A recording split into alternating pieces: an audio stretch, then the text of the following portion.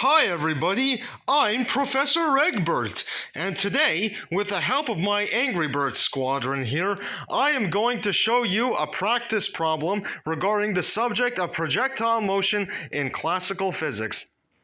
So, let's say that my good old friend Chuck over here decides he's gonna throw my other good old friend Bay Matildo here off of a cliff. Oh shit! Ah! Yes! So, let's say that Chuck throws baby Matildo off the cliff at an initial velocity of 8.5 meters per second at an angle of 30 degrees, and the distance between the top of the cliff and the ground down under is 100 meters. Well, that's gonna hurt you.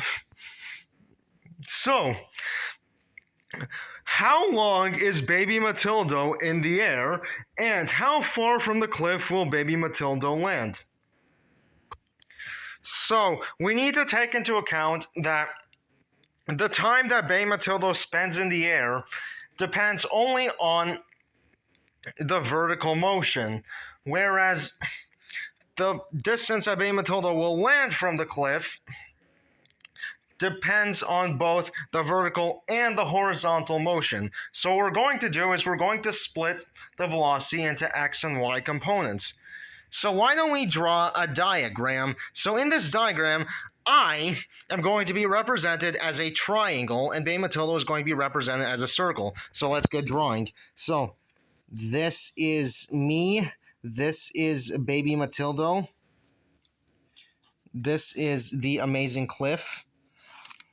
This is the distance from the bottom to the ground, which is 100 meters.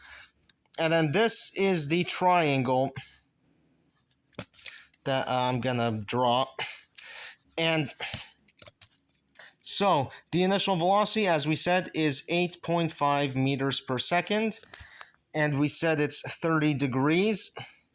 So what we're gonna do is we're going to label the opposite side Vy, the y component of the velocity, and the adjacent side Vx, the x component of the velocity. So now we need to use trigonometry to solve this problem. So if you're not living under a rock, you should know that cosine is adjacent over hypotenuse, and in this case, cosine of 30. So, cosine of 30 is going to be equal to the x component of the velocity, which we said is the adjacent side, over the initial velocity, which is 8.5 meters per second. And now we just need to rearrange. And what we end up with is Vx equals 8.5 times cosine of 30. And if you plug that into your calculator and you solve, what you should get is that Vx is equal to 7.36 meters per second. And now let's solve for the y component of the velocity, and this time we're going to use sine. So sine 30 is equal to Vy, the y component of the velocity, over 8.5 meters per second. Now we just need to rearrange. Vy is equal to 8.5 sine 30. And what we should get is that Vy is equal to 4.25 meters per second. So now that we have both the x and y components of the velocity, now we can use kinematics to solve for the time and the distance, the horizontal distance, that is. So, as we said previously, the time depends only on the y component of the velocity. So, we're going to use the kinematic equation y of t is equal to y0, which is going to be 0, so that's irrelevant, plus vit. In this case, vi technically the y component of the velocity. The y component of velocity plus 0.5 times the vertical acceleration, which is going to be acceleration due to gravity, times t squared. So that's going to be, we said, so the distance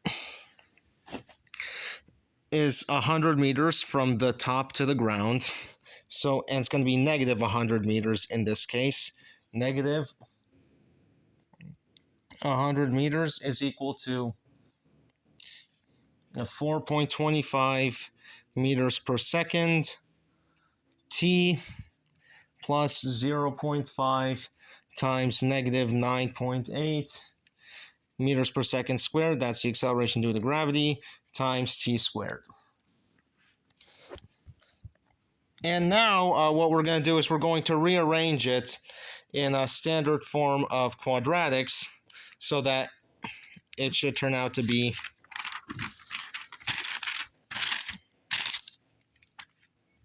zero equals negative 4.9 t squared plus 4.25 t plus 100.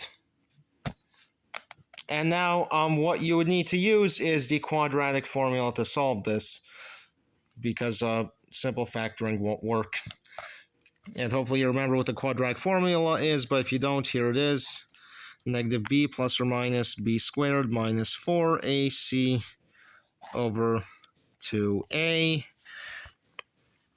with a being negative 4.9, b being 4.25, and c being 100.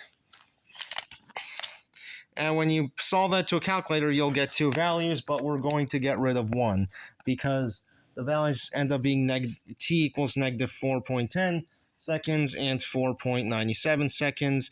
And obviously you can't have negative time. So this is the value for t. And now we need to find the horizontal distance. So x of t is equal to x of 0 plus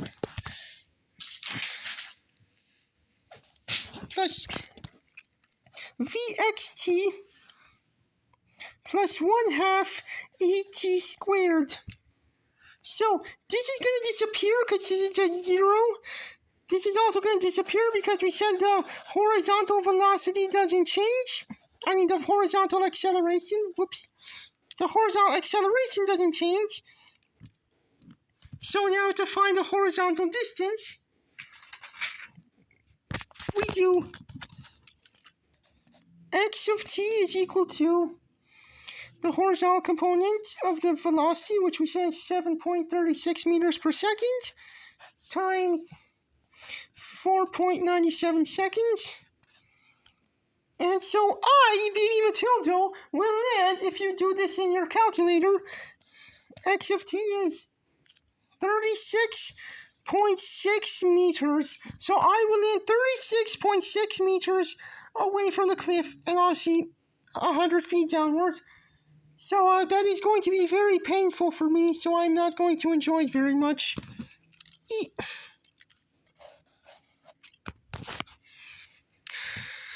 Thank you all for watching. Don't forget to leave a like, comment, subscribe, check out all of our content, and make sure you do all of this immediately or else you will be the projectile that I throw off the cliff next time.